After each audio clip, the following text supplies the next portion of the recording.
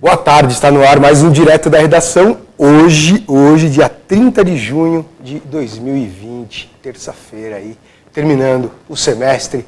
Esperamos aí que o início do próximo semestre, do segundo semestre do ano, seja um início mais promissor, menos turbulento, menos complicado, que a Covid, esse vírus que proveniente aí da Ásia, pare de ser disseminado, que a vacina que chegou ao Brasil para ser testada aqui no Brasil tenha a eficácia e a eficiência que todos nós esperamos para que a vida volte ao normal, porque a vida do jeito que está difícil. Não só o isolamento social, mas empresas fechando. Quando falamos de empresários, tá? Aí quando falamos de comerciante, que são os pequenos e médios empreendedores, empresários que respondem por 96% da força econômica do país, esses estão em maus lençóis. Esses vivem um momento, mas muito delicado e complicado. Então, que 2020, que esse segundo semestre de 2020 seja aí um reinício de ano aí, que tenhamos como julho um janeiro atrasado, para que possamos aí, se não retomar, eu acho impossível retomar toda a economia de 6 meses parada, todo o movimento econômico, todas as atividades, tanto da indústria, quanto do comércio, quanto dos serviços, todos eles parados, a não ser os essenciais, é claro, que tudo volte à sua normalidade. Sei que não será do dia para a noite, sei que ainda levará talvez 20, 30, 40, talvez 60 dias para que as coisas comecem a voltar ao normal, não que as coisas se normalizem, mas que comecem a voltar ao normal. Previsão aí das escolas, da educação, a retomada das aulas presenciais a partir de setembro. Então aí nós temos ainda julho, agosto, mais 2 meses aí para os papais e para as mamães. Eu que sou papai, tenho minha pequena em casa de 7 anos, tenho acompanhado as aulas virtuais que ela tem recebido.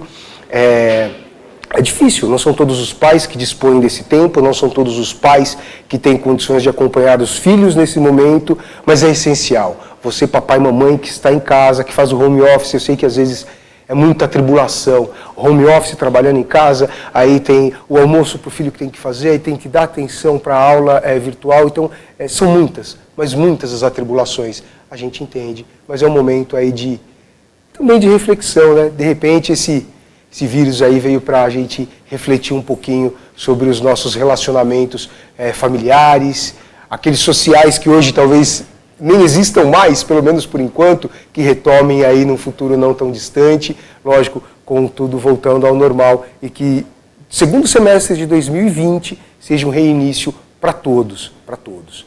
Me alonguei um pouquinho porque estava aguardando aqui o nosso convidado de hoje já participou do programa, Rogério Bregaida, eu liguei para ele, mas não é amanhã? Eu falei, não, é hoje. Veio correndo, veio a toque de caixa. Tudo bom, Bregaida? Tudo ótimo, Zalção. Cansado? Fundação é pertinho, né? Esbaforido, não veio correndo não, né? Não, o carro estava ali. Bom, na última oportunidade, né, Bregaida, nós tivemos a oportunidade de falarmos sobre as enchentes. Sim. Aquela fatídica enchente que ceifou algumas vidas na cidade, tirou bens, acabou com casas, com veículos, com móveis, com eletrodomésticos, eletroeletrônicos e mais, tirou a dignidade de muitas pessoas. Hoje não vamos falar de enchente, mas vamos falar de um tema que é atual e que tem sido criticado pela Fundação Viva, a Associação Fundação Viva, que ela criou uma campanha chama Uma Mão Lava a Outra, e a gente vai falar sobre isso aqui. O Rogério está aqui para a gente falar sobre um pouquinho o assunto. O assunto não é bem enchente, mas o órgão é o mesmo, né? É o mesmo. O SAESA. Está sempre ali envolvido contra a gente. Então, né? Incrível isso. O que é Uma Mão Lava a Outra? O Uma Mão Lava a Outra é um projeto que nós criamos, foi baseado numa ideia que nós vimos que estava acontecendo no Rio de Janeiro. É um kitzinho de água, uma garrafa de água, uma garrafa de sabão. A gente pendurou cerca de 200 kits pela cidade. Quando começou o isolamento social, o distanciamento, nós, preocupados com a população em situação de rua, os carrinheiros e alguns trabalhadores que ainda se viam na obrigatoriedade de estar na rua, nós começamos essa campanha. A gente arrecadou garrafas PETs dos moradores, alguns trouxeram sabão, E a gente foi fazendo, pendurando, primeiro no bairro Fundação, depois saímos para a Prosperidade, o centro, e fomos levando para toda a cidade. A gente deixava amarrado num poste, o kitzinho, com um cartazinho escrito "Lave suas mãos aqui", e no começo com "Fique em casa", sempre lembrando a população da importância do distanciamento social. E durante o começo da campanha, não houve problemas, até a Câmara Municipal mandou uma cartinha parabenizando, estava tudo super positivo. Aí, no final do mês de abril, a Prefeitura se inspirada ali com essas campanhas de rua. A gente fez até um vídeo brincando com isso, né, da inspiração que a gente estava dando para a Prefeitura de São Caetano. Começou a fazer as pias, que é um serviço que tem que ser feito. A gente não tem nenhuma crítica a esse, talvez ao valor, mas a gente não sabe ainda. Mas não tem nenhuma crítica a esse serviço. E, por um tempo, conviveu as duas campanhas, a do órgão público e a nossa, conviveram tranquilamente. Mas, desde a reabertura do comércio, parece que a ordem desapareçam com os kits.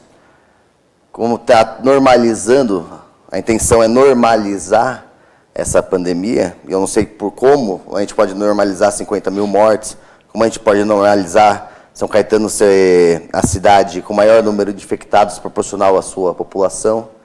Não tem como a gente normalizar a situação. Então, nós continuamos com a nossa campanha. Só que agora a gente coloca ela na sexta-feira na rua, ela não consegue passar da segunda. Ô, produção, se você tiver o vídeo aí que tem os profissionais do órgão público do SAESA retirando os kits, por favor, pode rodar, a gente vai batendo um papo aqui. Ô Rogério, tenho dois questionamentos. Um deles partiu até de mim, qual é a garantia que a Associação Fundação Viva tem de que esses kits não serão adulterados? Então, a gente sabe que mau gestor público, espírito de porco, em toda esquina tem um. Nós não tivemos não tem como garantir que ninguém vá lá sacanear o kit. A gente conta com a humanidade e o bom coração das pessoas. Eles são feitos, produzidos na sede, eles têm a dose certa do sabão da água e nós penduramos contando com o bom uso. Vocês não contam com a sacanagem dos outros. A gente não vai porque vocês não estão sacaneando. Exatamente. Então, a gente não pode também sair na rua pensando sempre que vai haver o espírito de porco, vai haver a pessoa com má índole que quer prejudicar alguém. Até porque, nós estamos vendo uma nova sociedade agora. Depois o coronavírus veio, ele está aqui, está espalhando, e tem que ser tirada uma lição daí. Essa lição da solidariedade, de um ajudar o outro. Se a gente não pensar que vai ser desse jeito a sociedade a partir dessa lição, se não for para mudar nada, de nada está adiantando essas vidas todas que nós estamos perdendo no país. Isso é uma grande verdade. É uma reflexão e tanto. Eu tenho uma opinião própria, eu acho que 50% da população vai assimilar o problema, 50%, talvez 60%. Sendo um pouquinho mais otimista, 70%. Com sorte, 70%. Vai assimilar essa pandemia, vai entender que ela não veio só para ceifar vidas, mas veio também para conscientizar a humanidade de que uma pessoa só não resolve o problema. Se você não trabalhar em sociedade, se você não trabalhar em comunidade, nenhum problema será solucionado. Não mesmo. Todos eles continuarão. E pior, e sempre pior. Porque sempre vai ter um pensando no seu próprio rabicozinho. Esse é o termo, seu rabicozinho. Ele vai estar olhando para o seu. E não é essa a ideia. Nós temos que pegar... É uma pandemia, são muitas vidas. Nós temos que lamentar a perda de todas elas. Não podemos esquecer. Então, é isso que está acontecendo aqui em São Caetano, de querer fingir que semana que vem querem liberar já restaurante e bares de novo. Então, já quer baixar para a bandeira amarela. Essa semana saiu a reportagem que já são 6 vezes maior o número, né? 6 vezes maior o número de infectados do que está sendo registrado. Tem subido de notificação, a gente está vendo isso em tudo que é reportagens. Quem acompanha canais científicos está vendo sendo dito isso. Só que nós estamos nessa normalização do absurdo. Isso vem lá da esfera superior, né? Desde daquela frase do é uma gripezinha, até o e daí, vem da esfera superior. Ainda tivemos o governador, por motivos próprios, ainda lutando contra, só que agora já foi, né, a luta dele, já fez o que ele queria fazer, e agora está normalizando. Agora chega na base mais pobre a doença. Agora é a classe trabalhadora que vai pagar. E mais uma vez a classe trabalhadora tendo que pagar a conta. Eu concordo, porque a princípio, como é uma doença que veio do outro lado do mundo, da Ásia, quem poderia ter trazido são os asiáticos que vêm para o Brasil, em visita, turismo, ou mesmo a trabalho, ou até para se estabelecer aqui no Brasil, sem dizer quem tem poder aquisitivo. Quem fez essas viagens. Viagens de turismo. Exatamente. E voltam já infectados. Aqui, uma vez infectados, vai disseminar para outras parcelas da população. Emblemática que a primeira morte confirmada foi de uma empregada doméstica na casa de a patroa estava doente, mas quem morreu foi a empregada. Então, no final, sempre a classe trabalhadora que paga, no final, sempre é a classe mais pobre, e agora que meio que está espalhando para a classe mais pobre, a classe mais rica já está mais... Vamos lá, esse rebanho já está imunizado. Exatamente. Agora parece que está tudo bem abrir shopping, porque quando eram 100 mortes, tinha todo mundo que ficar em casa. Agora são 50 mil mortes. E agora pode ir para a rua? Agora normalizou? É complicado, né, Brigada? E a economia, como fica? Então, a economia se recupera. Concordo com você, a economia mas quem hoje, essa mesma classe proletariada, essa mesma classe assalariada que hoje está sofrendo os impactos da Covid, é ela a que mais sofre com a questão econômica. Por isso que seria tão importante que essa renda emergencial, que foi uma conquista da oposição ao governo, o valor mínimo. Irrisório. Irrisório. R$600 não é o suficiente. Não compra o alimento do mês. Não, mas deveria, se é pouco, se é baixo, no mínimo tem que se fazer é ser dado a todos, todo dia. Aquela primeira briga inicial lá atrás, na época das enchentes, que era o auxílio para todos os atingidos, ela tem muito a ver com isso. A sociedade sempre, o poder público, nós pagamos tantos impostos, para na hora que nós precisamos ter esse retorno, ele tem que vir. E parece que quem está no governo, quem é governante, seja na esfera municipal, estadual ou federal, eles pensam nos deles, pensam dos aliados dele, que é aquele conglomerado que colocou eles no poder, mas não pensa em quem deveria pensar mesmo, que é a população.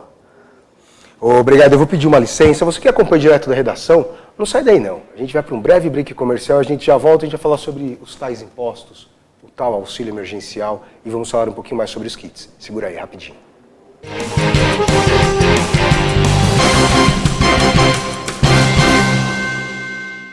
Com a Juliana Flores, você está a um clique de deixar alguém ainda mais feliz. Entrega de presentes, flores e momentos únicos em até 3 horas em todo o Brasil.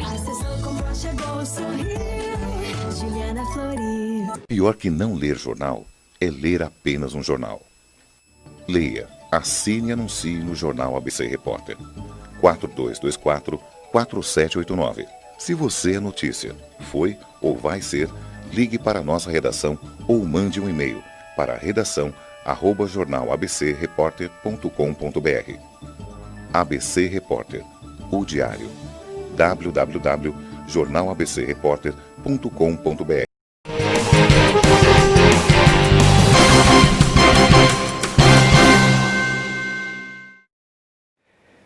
Estamos de volta com o Direto da Redação aqui em São Caetano, aqui próximo aqui da Avenida Goiás. Nosso convidado de hoje é Rogério Bregaida, ele é membro da Associação Fundação Viva. Nosso papo é sobre os kits de higienização de mãos que eles distribuem pela cidade de São Caetano, que se não foi contestado politicamente ou dentro da Câmara, o Bregaida até disse que recebeu uma carta de elogio, então veio alguma ordem de alguém para que esses kits fossem retirados. E aqui nos bastidores eu perguntei ao Bregaida: Rogério, qual é a garantia de que Eu falei para ele, é muito interessante, fantástica essa iniciativa de você levar a essa população mais vulnerável, que são os moradores de rua, os carrinheiros, os catadores de latinha, geralmente acaba sendo até o mesmo público. Qual é a garantia de que essas pessoas já não tenham nenhuma outra doença e que em utilizar essas garrafas transmitam não só a Covid, mas outras doenças como tuberculose, catapora, sarampo, porque eles talvez nem saibam que tenham, mas que eles tenham. Qual que é essa garantia? Então, a gente conta, mais uma vez, com bom senso ao usar as garrafas, que as pessoas, além de lavar as mãos, elas lavem as garrafas, elas, no processo de lavar as mãos, elas estejam se imunizando e imunizando as garrafas. Nós passamos na semana seguinte pelos pontos da semana anterior, nós temos até algumas das imagens. Quem curte a página da Fundação Viva. Esse daí é a colocação, né? Essa daqui é a colocação. Nós temos uma da gente lavando as garrafas ou substituindo as garrafas. Agora, o que não pode ser feito é no momento que nós deixarmos de ter o kit de higienização, nós estamos contando que eles, então, não toquem em paredes, eles não toquem em portões, eles não toquem em lixeiras. Eles têm mãos, eles vão tocar. Eles precisam, porque eles vivem disso. Então, nós temos que dar um ponto, um acesso para ele se higienizar. Esse questionamento foi feito pela gente por alguém da prefeitura, um funcionário da prefeitura. E eu questionei de volta a eles também. Falei, então, nessa lógica, as pias da prefeitura vão tirar as torneiras? Porque é a mesma lógica. Você segura a garrafa, você aperta a torneira. Só que questionam as garrafas, não as torneiras. Questionam o que vem do povo para ajudar o povo, não o que vem do poder público, com dinheiro público, para estar ali. A pergunta seria a mesma, inclusive, para o poder público, tá? Poder público. Não, estou questionando o Rogério Bregaida porque está aqui, foi convidado do programa e está na frente. Eu vou responder. E poder público, o questionamento também é para vocês. Qual é a garantia de que essas estações de higienização, muito legal, iniciativa muito boa, mas qual a garantia que não vai proliferar nenhuma outra doença além da Covid? Mas é o que eu falei, nós temos que contar que as pessoas, ao se higienizarem, elas estão melhorando as condições sanitárias. Elas não se higienizando, elas mantêm e pioram. E pioram, concordo. Então, no momento que ela não tem o acesso seja as garrafas, ou seja a estação da que não tem, porque por si só eles não têm. Eles não têm, eles vão espalhar, seja Covid, seja qualquer outro tipo de doença, nos portões, na lixeira, no poste, em qualquer lugar que tiver, onde eles forem tocar, onde eles forem passar. Então, é uma alternativa. Realmente, não temos a garantia que é eficaz, mas também não temos a comprovação de que não é. Então, por não ter a comprovação de que não há nenhum estudo falando, não, isso aqui piora. Sem isso, já estava ruim. Então, eu acho que isso não é o que está piorando. Tanto que, quando começaram a retirar, fomos questionados também, isso não pode disseminar. E eu levantei esse questionamento. Se tem um estudo falando que isso vai disseminar a Covid, por favor, apresente. Apresente que nós vamos acatar. Nós somos a favor da ciência. Negacionista aqui está do outro lado. O lado de cá está a favor da ciência. Então, se aparecer um estudo falando, isso aqui é perigoso por causa de A mais B, nós vamos retirar e vamos mudar a ação ou vamos nos adaptar para que seja mais seguro. Porque a intenção é ajudar a sociedade, é proteger a sociedade. O Bregaida, que o Rogério no final do primeiro bloco falou sobre impostos, né?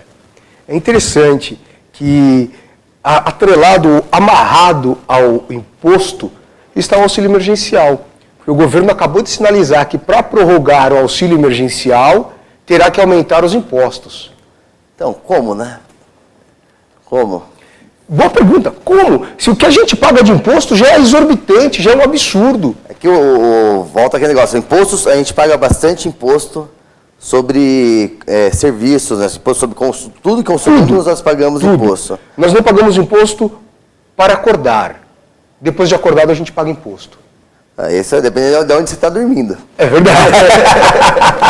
É verdade, dependendo de onde você está dormindo. Eu acho que tem outras soluções. Nós começamos a ver um debate que eu acho que a sociedade está na hora de entrar nesse debate, enfrentar ele com seriedade, que é da taxação das grandes fortunas. Que é um debate que o pessoal da classe média, quando fala taxa de fortuna, já agarra no seu Celta e já fala, não é você, não é você. Não é você, de vocês que nós estamos falando. A gente está falando de mansões de 10 milhões de reais. São pessoas que não pagam impostos. É aquele 1% dos super ricos que estão no país. E que é o que deveria. É simples, você tem um carro com até 20 anos, você paga todo ano IPVA. Se a pessoa tem um helicóptero, tem um barco, ela não paga esse imposto anual. E convenhamos, gente, a classe trabalhadora usa o carro não é porque é conforto, usa o carro por necessidade. Hoje não é. Celular não é conforto, computador não é conforto, carro não é conforto, hoje tudo isso é necessidade. Ano passado teve até, nessa questão do imposto, teve aquele negócio da economia de água. Iam leiloar ou sortear um carro para que economizasse mais água. Foi algo aqui em São Caetano. Aí uma pessoa ganhou aqui, de uma pessoa da elite da cidade, ganhou. E aí quando perguntou, como você fez? Eu parei de usar 2 dos meus banheiros. Bonito. É esse pessoal que nós estamos falando. Essas pessoas, são dessas pessoas. Aquele que tem um banheiro só, ele jamais vai poder economizar. Quem trabalha para viver, aquele que acorda de manhã e precisa pensar no seu salário para pagar as suas contas, se você faz isso de manhã, você não é um super rico, você é classe trabalhadora. Eu acho que é isso que a pessoa tem que entender, se entender de novo como classe trabalhadora. Amanhã vai ter a greve dos aplicativos, né? E aí eu estou vendo gente questionando, mas eles não são empreendedores? Quem pedala o dia todo para entregar comida não é empreendedor. Se você tem que acordar cedo para manter, você é um autônomo, seja vendedor, seja ter um pequeno comércio, uma mercearia, você é classe trabalhadora também. Então começa a se identificar como trabalhador que você é e não defender o super rico que usa você como massa de manobra, como bucha de canhão e coloca você entre as classes mais baixas, joga a classe média aqui para fazer uma guerrinha de classes enquanto eles estão lá em cima. Continuam comendo o caviar. Quanto a isso, eu tenho 2 questionamentos. O Brasil nunca, mas nunca vai para frente enquanto políticos ganharem salários exorbitantes. Políticos esses que foram eleitos pelo povo. Logo, seus salários deveriam ser salários básicos, né? Afinal de contas, você foi eleito pelo povo para trabalhar para o povo e você é a elite. É um contrassenso dos mais estúpidos, totalmente, na minha opinião. Então, primeiro, uma reforma política econômica. Na minha opinião, eu já vou deixar escancarado, de vereador a presidente, 10 mil reais todo mundo. Lindo. De vereador a presidente, 10 mil reais todo mundo. Mas eu tenho que vir à noite. Cara, quantos profissionais da metalúrgica não viram à noite e são ossos da profissão? Quantos jornalistas não viram à noite e são ossos da profissão? Quantos motoristas não viram à noite e são ossos da profissão? E você, no momento que você entra numa dessa, você tem que, no mínimo, você quer servir a sociedade. E você foi com essa ideia. Essa foi, não se servir. Não se servir da sociedade. Exatamente. Você foi para servir a sociedade. Então, assim, na minha opinião, de vereador a presidente, 10 mil reais todo mundo, acabou. Aposentadoria política, você está louco. Não é profissão, não é carreira. Não é carreira, político não tem aposentadoria. Você trabalhou 4 anos, recolhe os 4 anos lá para garantir ali, mas você não vai se aposentar como político. Se você trabalhar 30 anos como político, você não tem direito à aposentadoria. Não devia ser nem profissão. Política é um dever, todo mundo deveria fazer política, e política se faz, na associação de bairro se faz política. Não tem que se aposentar como político, não é carreira, você não fica 30 anos como político. A política não foi feita para isso. Você não coloca seu filho para ser político. Você não perpetua a família no poder. Exatamente. Então, para mim, a política brasileira está errada partindo desse pressuposto. Salários exorbitantes, a pessoa dá a cara a tapa por vontade própria e depois fala assim, mas eu estou aqui porque você quis. Só porque você quis. Ninguém colocou uma arma na sua cabeça e falou para você ir. Aposentadoria de político não tem que existir. Mordomias, por que mordomia? Todo mundo trabalha e ninguém tem mordomia. Por que você vai ter mordomia se você é um servo da sociedade? Exatamente. E não a sociedade seu servo. Então, são vários problemas. Para mim, o Brasil precisa de urgente uma reforma política econômica. Econômica não para a sociedade, não para os trabalhadores. Aí, ó, no gabinete dos senhores, poder público. Todos vocês, vereador, deputado, senador, deputado federal, estadual, prefeito, governador, presidente, ministros, tá aí, de cabrada. Falei. Da reforma política, essa democracia representativa que nós temos hoje, ela tem que mudar, não tem que ser representativa, tem que ser participativa. Sim. O cara que está lá eleito, ele tem que ter uma base e participar disso. Não ele manda, como acontece aqui, que alguém manda e todo mundo é obrigado a obedecer. Exatamente. Não, consulta a população e a população decide quais são os rumos da cidade. Maravilha, obrigado, estamos chegando ao final. Obrigado viu? Obrigado pela visita, espero aí que os kits, que vocês consigam entrar num consenso, que todos entendam que o kit não foi feito para trazer o mal, e sim para trazer o bem, e que se contestado cientificamente que ele faz mal, que vocês tenham ciência, que vocês façam a parte de vocês, que é retirar os kits, lógico, depois do estudo apresentado. Com certeza. E eu que agradeço mais uma vez aqui o espaço, mais uma vez poder conversar contigo. Obrigado. E estamos juntos nessa luta. Passem na página da Fundação Viva, fundação.viva no Instagram e Fundação Viva no Facebook. Acompanhe nosso trabalho lá.